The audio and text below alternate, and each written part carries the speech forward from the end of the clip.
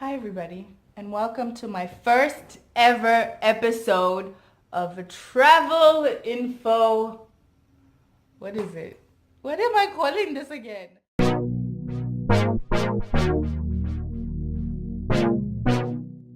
This is Travel Guide Info before you go. That's what it is. Welcome to my first ever episode of Travel Info Must Know Before You Go. Ooh! First things first. Documentation. I'm going to tell you guys some of the things, documentation, that you will need before you head off to Salaam, Zanzibar, or whatever other dream destination you have that pertains to this video. Number one, you will need your passport. You will definitely need your passport. And if you're from the SADC region, you won't necessarily need a yellow fever card, but if you in general just want to go to East Africa, you will need a yellow fever card because you need one for Kenya. It is a must-have. And it is a must-have if you go to Kenya and then go to Zanzibar. You will need a yellow fever card. It is important. Yeah, I think, is that it for documentation? Passport, yellow fever card. What else did I need? Oh, okay. So when you get to the airport, I don't know why I didn't have this, but you will need the address and phone number of wherever it is you're gonna stay. I was staying with a friend's place, so I needed my friend's phone number and their address. You will not be let in to the country without address, phone number, contact number of wherever you're going. If you are from the Southern African region, and you want to travel to East Africa, I believe if you go for less than 30 days or 90 days, I'm not sure which one it is, ask Mrs. Google because she knows everything. But if you do go to East Africa for less than 30 days or 90 days, you don't need to get a visa before you go. So you can just have your passport and your yellow fever card and your address and your phone numbers and book a flight and go. Oh. What am I spraying here? Mosquitoes. You will need mosquito dam repellent. Bring box loads because mosquitoes run. They run the show. They run the show. So, you're gonna need for the outside, because you're gonna have to be outside because it's hot. You're gonna need your mosquito repellent, your sunscreen, your sunglasses, and your summer wear. If you hear cars, it's because I'm outside and the highway is right behind me. Fun stuff. But yes, back to Tanzania. Make sure you have mosquito repellent, malaria pills if you take them, sunscreen, a lot of it. I need some now. What else? Water, a lot of water. You will have to buy bottled water because I drank the water some days, but I don't think people would recommend that you drink the tap water. I drank, I was fine, but I'm one of those people. My body's like, let's just do the things.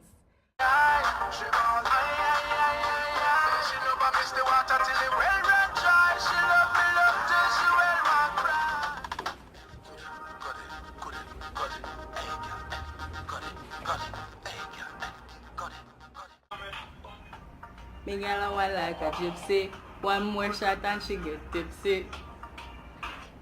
There is a huge, okay son, thanks, no thanks. There's a huge Caribbean vibe. There's music that resembles the Caribbean. You feel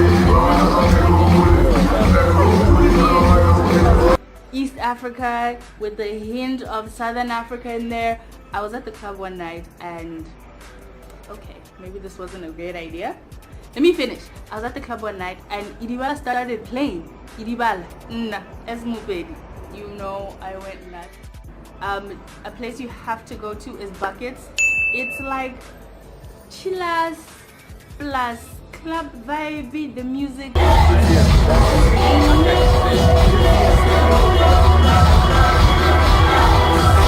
No, December is refusing to leave my life. Fantastic. It's called Buckets, and the reason is because they will serve you alcohol or whatever it is you're drinking in buckets. You get it in, obviously in the containers, but the containers are in buckets, and that's the only way you will buy or get, I think, any beverages, water, alcohol, ciders, what you might have it, all our in buckets. The rest of this video out with me semi-peeling this orange. Maybe I'll stop halfway, who knows. But now that we're on food, I just really have to mention chips mayai. Everybody has to try this. This is a Tanzanian specialty. It's fantastic, guys. It's chips and egg fried in one. How they thought of that, I don't know, but how nobody else did is even more bizarre, because this food is fantastic. If you're a pescatarian like I am, you will definitely survive. I got asked if it was like non-meat eater friendly, and it definitely is. A lot of seafood to have, and yeah, a lot of meat to have if you're a meat eater, so you're set for that. For Zanzibar, you can go to Zanzibar for the day, either by boat or by air. Boat is obviously cheaper, but if you're not a resident, you will pay the tourist price, which I think is absolutely fair, because European countries have been doing that for ages. So you will pay the tourist price, which isn't too bad, and the trip on the boat is about an hour 15, 20, 40. It's an hour and something minutes. So the sun deserted me, and halfway through my camera was like, storage is full, so I had to fix that. But I was saying, exchange rate is to the rand, 1 rand to 160 something Tanzanian shillings, which is in our favor if you're from the Southern African region. It's in your favor, especially if you're from Botswana, but that doesn't necessarily make everything cheaper. Accommodation, slightly cheaper, I found that side. Not slightly, a little bit cheaper, and also considering it was Zanzibar, and Zanzibar is super touristy compared to Dar es Salaam. Dar es Salaam is not a tourist city, which I loved because I got to do local things, and plus I knew locals, so we went out to local places, we ate at local places most of the time. We had desserts one time, I think it was like my second last night there, and we had desserts at this fantastic dessert. It wasn't even a dessert place, it was like food trucks of different foods, and there was a food truck specifically for desserts. We had waffles stuffed with something, different flavored ice cream, some of them which I'd never tasted before, and it was just fantastic. It was on the side of the road. So yeah, in Zanzibar, accommodation, back to accommodation, wasn't as expensive as I thought. You can Airbnb. In Dar es Salaam I stayed at friends' places, but there's hostels you can stay at in Dar and in Zanzibar as well. What else can I say? Oh, be ready to bargain, because for transport that was probably the biggest, could have been the biggest expense. They will try to rip you off, especially if you look, sound, I almost said taste. If you look and sound foreign, they will try to rip you off. They will double the price for everything. A matatu, was it a matatu? No, it wasn't a matatu. A tuk-tuk driver tried to rip my friend and I off, and we're like, we paid this price to come here, which was a lie. We hadn't even taken it before, but we halved whatever price they gave us. They do use dollars if you don't manage to change your money beforehand, or if you're coming from the US or abroad, they do use dollars.